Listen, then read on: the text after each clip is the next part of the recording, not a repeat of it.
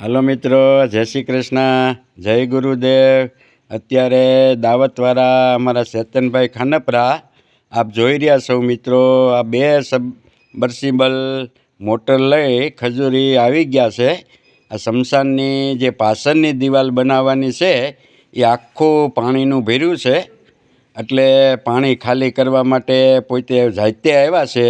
આપ વિડીયામાં નજરે નિહારો છો, આપ જોઈ રહ્યા છો। પોતે જુઓ, વીંટી રહ્યા છે, શેડા હાંધી રહ્યા છે, જુઓ પોતે જાત મહેનત કરે છે મિત્રો।